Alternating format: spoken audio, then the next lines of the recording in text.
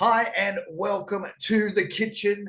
Of course, you won't see that on Country Thunder, the podcast, but right now we are in a kitchen again. We will be discussing something in the kitchen with somebody that's from South Australia. In 2020, they brought out an album called 11 Days and Then Some. We've played about 3 singles off that album. There's a song called Into the Night, Which Way to Run, and My Country. As of today, we have a new song playing on Country Thunder Australia as well. That's called Stay, and that's from the same album. I'm talking to South Australia's Brett Gray today. How are you, Brett? I'm great, thanks, DJ Dax. How are you? I'm doing all right, mate. I'm doing all right. So, as I just said, your album, 11 Days and Then Some.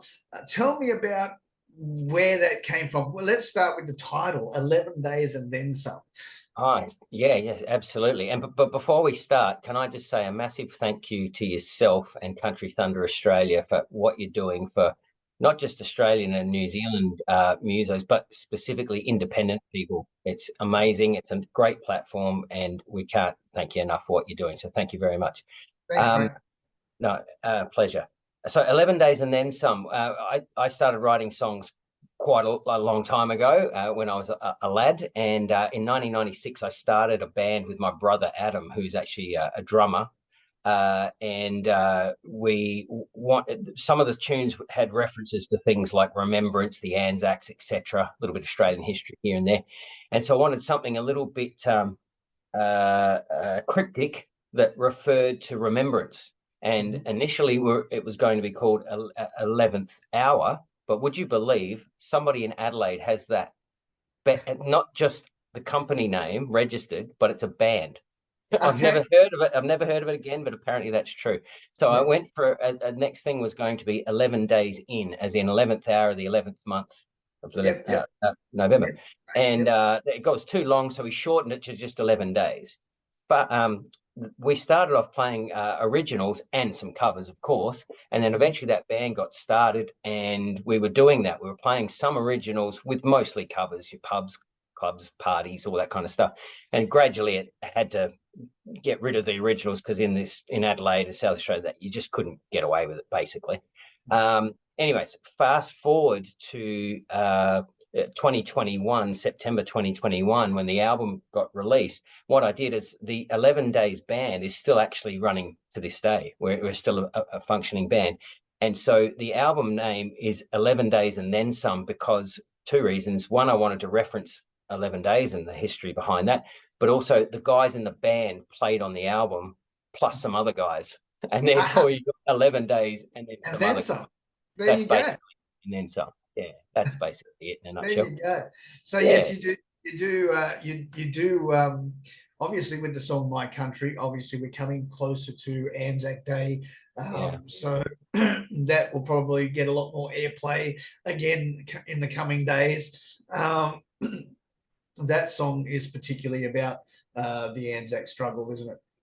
Yeah, remembrance and Australia as a whole. I was actually living in America as a young lad, and I actually was just thinking about what it was like to be, a foreign person in such a, and as you know, with America, very what's the word I'm looking for? Patriotic country. Yeah. Oh, absolutely. Absolutely. And I remember I was sitting in my bedroom one day in America, and I was just playing on a guitar, and in fact, just so happens I've got my little mate and guitar right here, and I was literally playing around with these 3 notes, and it went, and that just sounded like it was some sort of patriotic anthemic type thing. Yep. And that's how it started, da, da, da, da, da, da, da, da, da, and then it turned into a.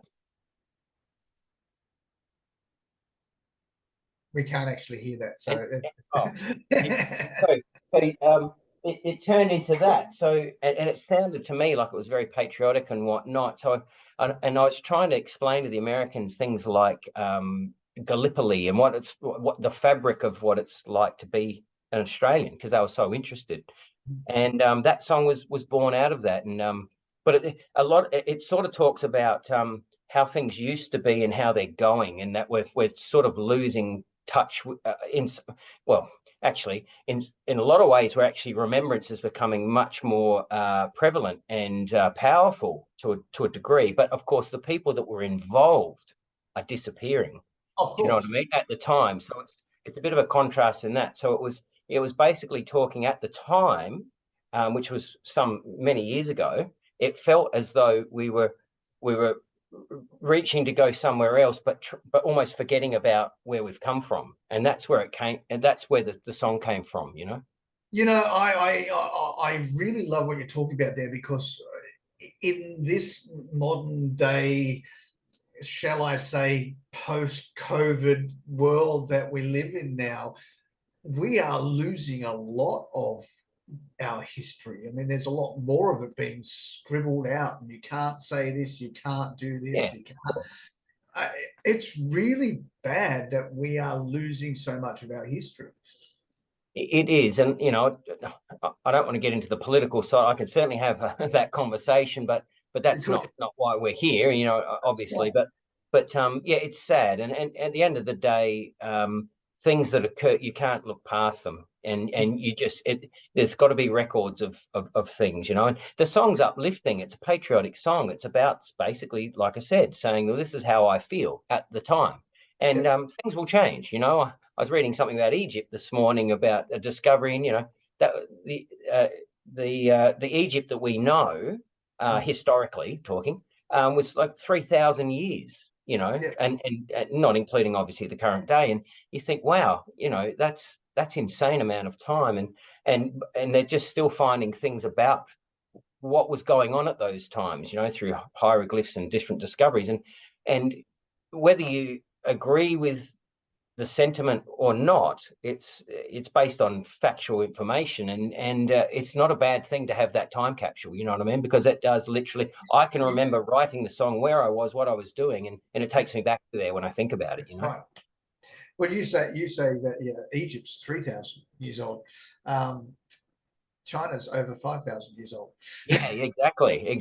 And you and I have discussed this, but I've had a bit to do with the Chinese side of thing, and I know you have as well. And it's just a matter of you know, I don't really write pop songs as such. Not to say I wouldn't, or I haven't done certain parts of that, but you know, it's nice to put in something that you can read on the page. You don't necessarily have to listen to it, but to read it, and there's actually a story behind it, and a lot of substance behind it. You know what I mean?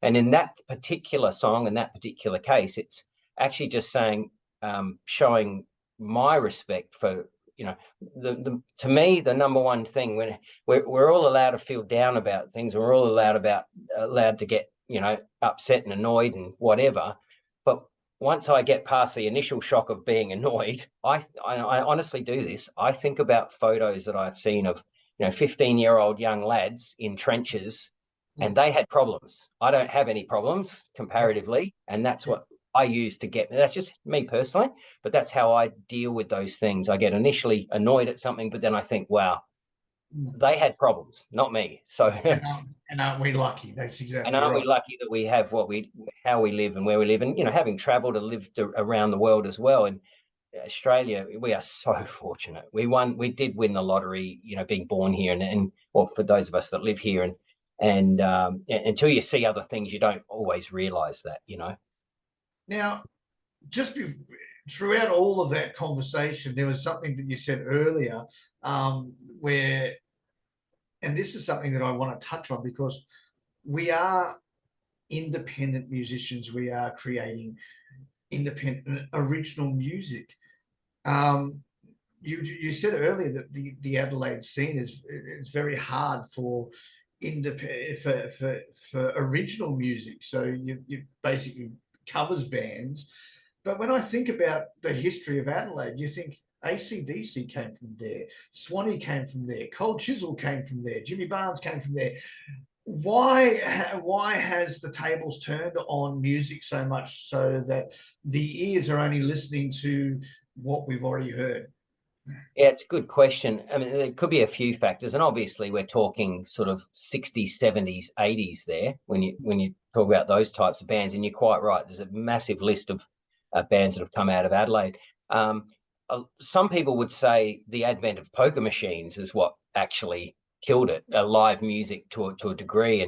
And as you get new people through, and if you look at technology, you and I were talking about sort of gaming and online things and whatnot. There's a lot of people that it doesn't interest them to go and see that type of thing anymore. And of course, Adelaide's a small market. It's, even though people don't realize this, but it's, is it 1.2 or 1.5 million people in Adelaide? But people think it's a lot. So even local people don't realize the population of Adelaide. But it is still one of those places where, I know somebody that and that my friend worked with him. It's it can be steps of separation. You know what I mean? People do, I believe, enjoy listening to live music.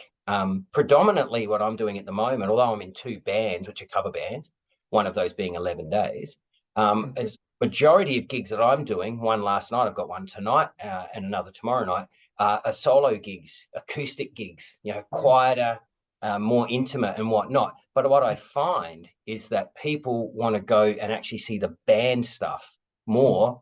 For that group of people, it becomes a social thing. You get a following, and then those people get connected and they want to come along and they bring their friends, etc.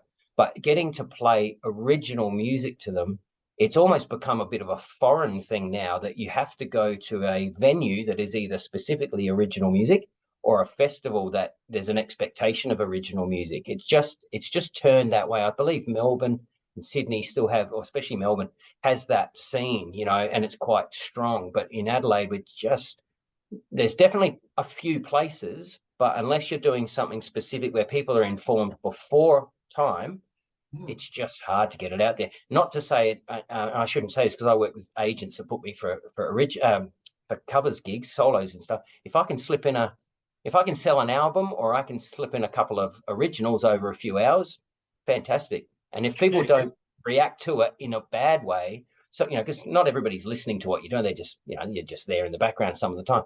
If they don't turn around and go, what the hell is that?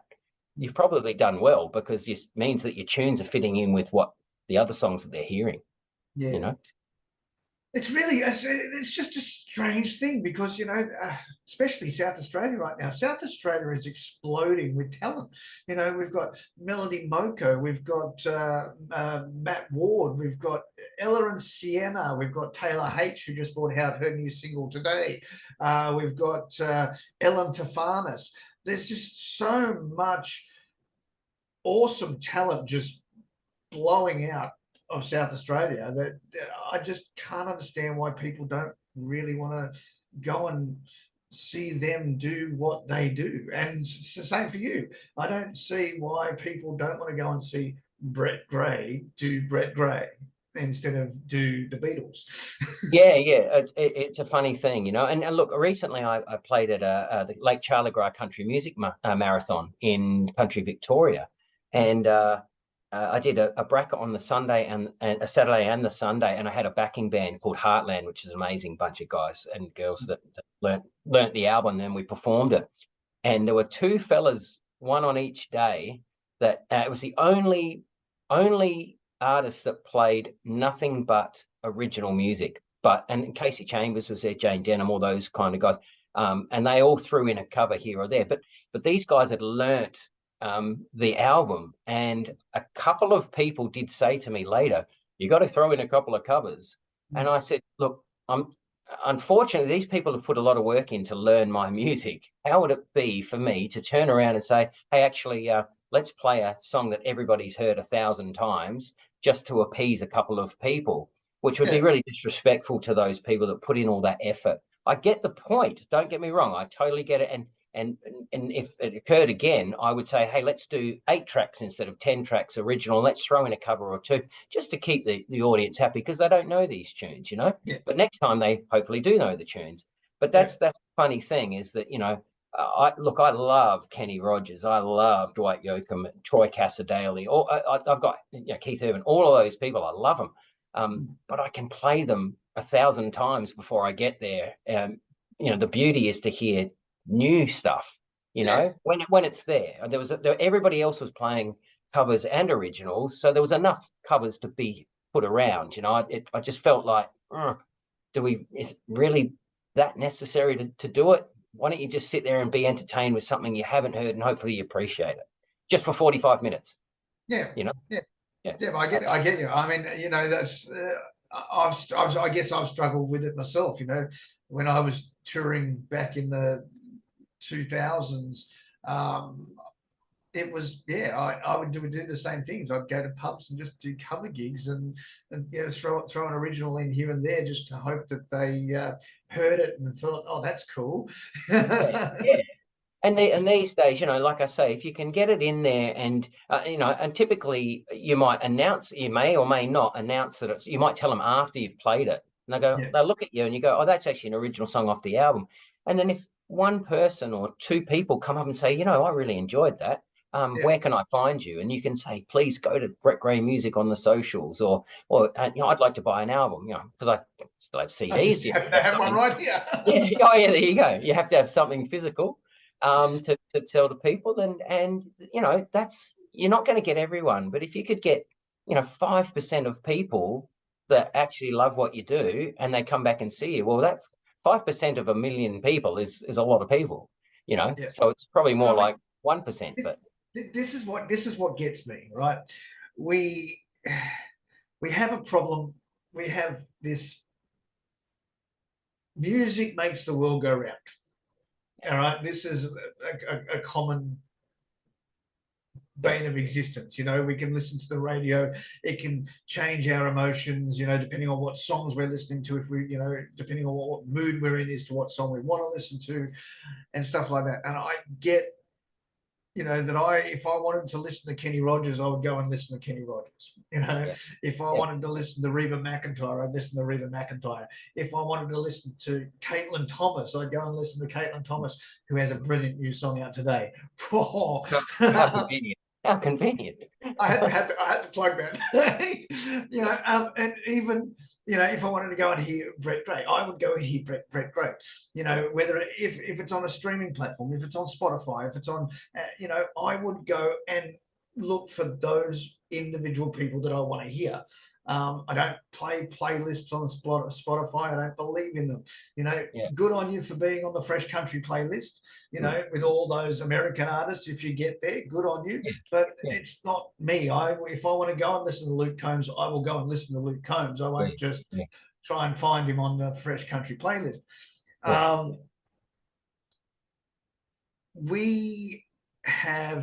We all grow up with certain bits of music in our lives. Like for me, it was started with Elvis Presley and Kenny Rogers and Anne Murray and John Denver, what my parents were listening to. And then, it was suddenly what I wanted to listen to. And there was John Farnham and Jimmy Barnes and Colt Chisel and Midnight Oil and the Screaming Jets. And he was in Western Australia. He was in South Australia as well. There you go, Dave Gleason.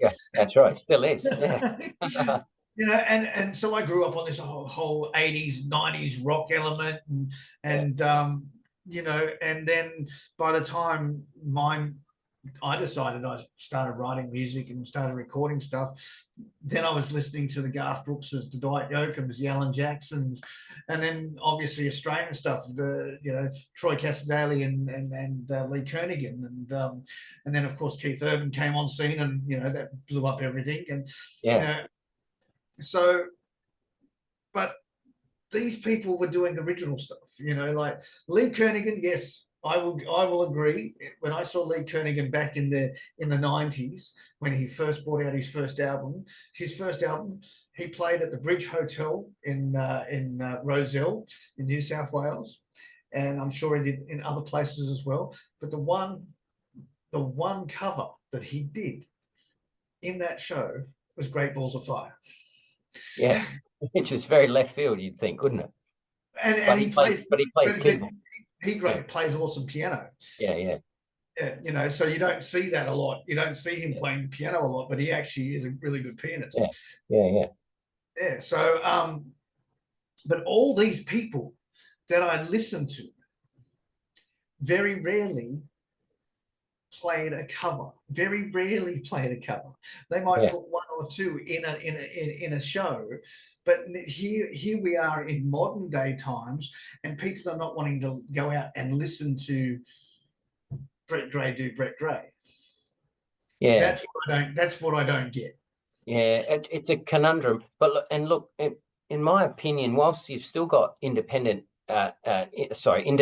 acts coming around.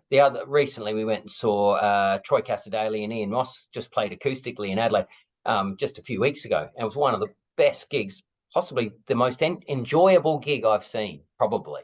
It just, they had a good time, they laughed, they joked, they made mistakes, and then they laughed at that as well. It was brilliant. It was like playing in your lounge room. And then, in fact, from memory, they actually started with Van Morrison's "Ain't No Sunshine." That's what they came out with, which was interesting. Aside from individual acts coming and you buy a ticket and you go and see them, I personally think the way things are really heading, and this is where I'm trying to get into, is the festival side of things. Yeah. Especially if you're an independent artist or you're new on the scene, it's your chance to get in amongst people that are known, or at least there's variation. So instead of people just going to one gig, and let's just say you're going to the entertainment centre in Adelaide, it's indoors, it's loud, there's everybody's crowded in there. By the time it's done, you're kind of ready to get out, as opposed to, going in with a deck chair and seeing 6 different acts all day. Maybe it's BYO, maybe you've got some food, whatever, or you can buy it there. I think it's a lot of things are heading in that direction. They're already sort of there. All your days on the green and all that kind of stuff. It used to be almost like a one-off event every year. Yeah. I think things are heading in that direction, and it's better because then people can get a taster of what you do. And using that example I was saying about the Lake Charlegrass show, although you've got your Casey Chambers are the headline act, and your Jane Denham, who, by the way, I think she's on one of your podcasts coming up. She was insane. Yes. Yeah. Awesome. And a lovely lady. We met her as well. She's a lovely lady. Gave her a copy of the album too, by the way. Just hoping she comes back and says to me, "Hey, I like that." I haven't heard. But what it meant is that there's swings and roundabouts. People could, if they didn't like you, you're only on for a period of time, and then you move on to the next thing and whatnot. But if they did like you, they can come up and talk to you and find out I like your tunes. I like what you're doing. It's a little bit different to this and that. So there's that contact. And I think that's where things are going. And that's where the ability to play original music that's the avenue to get it to come back. Because if you intersperse it in amongst stuff that everybody knows, then it's not as, I can't think of a different word, but harsh for, if you had 6 acts, you've never heard any of their music, and you turned up for 8 hours to watch it. I can understand how that would be a little bit like, okay, I'm ready to hear something I know now. But by doing it that way, I think there's a way that's hopefully possibly the way forward, But in saying that, these festivals are expensive to put on. They're extremely expensive to put on. I mean, I'm contemplating putting one in Western Australia, and just the sheer expense of it scares me, because you've got to pay your acts, you've got to pay your public liability insurance, you've got to pay for all the staging and the lighting and sound guys, and you've got to get the council approval to use the venue. You've got to pay for the venue if you're using a stadium or a football field or whatever you're using. It's just so daunting to think how expensive putting on a festival is, and then trying to sell tickets hoping you'll just break even. Yeah, but you're quite right. It can be very cost prohibitive, and you look at the red tape and the bureaucracy behind it, and it's really frustrating. And it's a funny thing though, when you see something like Farm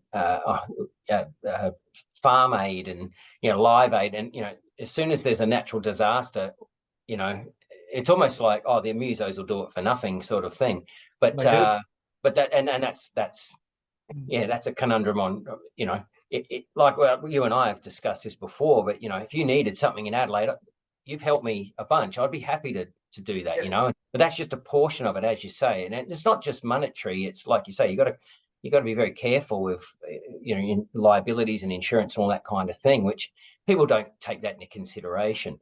But I think at the end of the day, and especially when you look at things like COVID and even going back as far as, when September 11 happened, they said, the sale of things like Harley Davidson motorcycles went through the roof because people Yeah. just thought, you know what, enough of the doom and gloom. I just want to be happy. And if somebody's going to put something on, yeah, I'll go and see that. You know what I mean? I'll go and do that. It's more about experiences, as opposed to having something in their hands all the time. They want to go and do these things. And it's funny, in Adelaide at the moment, we've got the gather round with the AFL, and it's just nothing but, I haven't been there yet. I'm going to be going there and having a look, but hearing nothing but exceptional feedback, and all these people coming and say, so it's the conundrum of put it on and they will come, or put it on and the weather ruins it, or some public issue occurs, or a pandemic happens, and what can you do? What can you do? You know what I mean? Absolutely. Anyway, let's get back to your album. We received a new song today from you, and I want to talk about that. Tell me about Stay. It's on the album 11 Days and Then Some. So tell me about Stay. Well, it's interesting. It's the only song that I've got written that's got a co-write on it. There's a fella called Brenton Carlaw out of Melbourne. He's a producer, and he says he's an insane drummer. He's like Animal from the Muppets, if you remember. He's a crazy drummer, and he's insane. He's fantastic, great guy, and he sent me a couple of tunes that he had just put together and said, look, I've got music. I can't write lyrics. I can't sing. Can you just have a listen to this and just see if you can put something over the top of it? And he sent me this song, which and funnily enough, in 20 minutes, I'd written the song, which is never happens. You hear about these stories, but it actually did happen on this occasion. But what I did is I didn't want to take exactly what he sent me. So I took elements of it and then completely flipped it. But if you listen to the two things side by side, you might go, oh, I can kind of hear where that is in there. But so there's no way I could just take all the credit for it, because if he hadn't sent that to me, it never would have happened. So he's got a writing credit on that song, and it's my only song of mine that I've got. It's just a tune. The first line that just popped out of my head, I don't know why, was I bring the city, you bring the city lights, which just means, I'm an average guy, but you make me a lot better. That's basically it in a nutshell. But it's not about me. It's just it's just about a guy, and the situation is he has a girl that he can't work out if she wants to be with him or doesn't. Yeah, and so stay tonight or walk away forever. I don't mind. He really does. He wants her to stay, but he doesn't want to deal with the pressure of thinking that she's going to leave. So it's not a lot of my tunes are not factual. They could be based on something that occurred to me or to someone I know, and then I've just turned it into a story and just elaborated on it. So that's what it is. It's a non-fiction. It's a fictional situation of that, which a lot of couples would struggle with, I imagine. For sure. Yeah. Obviously, every time I talk to an artist, we're not delving really deeply into our own personal, although some do, but we're taking like a little bit of ourselves and a little bit of stories we've heard from other people, and we're combining that into a story that people from all walks of life will have some sort of connection to, because it's happened to them. Yeah, absolutely. And something that I've noticed with myself is that in my songwriting, it's actually more negative than positive, and I don't like that about myself. But it's if I was completely honest, I'd have to say, unfortunately, I'm a glass half empty kind of. I try and portray a happy, positive image, and I do, when performing and meeting with friends. I love being with people, all that stuff. But unfortunately for me, for whatever reason, I just tend to just aim a little bit that way. So so when I've written songs about love and life and things like that, sometimes they do have a negative element, but the negative side of it, yes. Yeah, not in a like a horrible way. I don't mean that like that, but he's saying stay or walk away forever, I don't mind. It's really, but I didn't know at the time, I didn't know how to say, stay with me, it'll be the greatest day of your life. You know what I mean? That kind of thing. It's just the way it went. Yeah. But I am actually aware of that. And although it's interesting, a friend of mine, an older gentleman I grew up with, a family friend, came and saw the release of the album, and he loves his music, loves his Guns N' Roses and all this. He loves all that stuff. He's, old school. Absolutely wet his pants at the launch. Loved it. Loves the album. Listens to it all the time. And he asked me about stuff, and we talked about lyrics and things. He actually typed up the lyrics for me and sent me a copy. I couldn't believe it. But he said, "Do you know what? If we were talking about what certain songs meant," and he said, "If you ever get asked about it, don't elaborate everything. Just leave it open to the imagination." And I've never forgotten that. And so, happy to talk about the things that are obvious. But if there's a bit of ambiguity there, be cheeky and just say, you know what do you think it's about? Because some things could go either way. You know what I mean? But nothing's there to offend or upset or anything like that. It's just a song. It's just written by a guy, and take it. If you like it, you like it. If you don't, that's fine. All right. So the album 11 Days and Then Some was brought out through a pandemic year.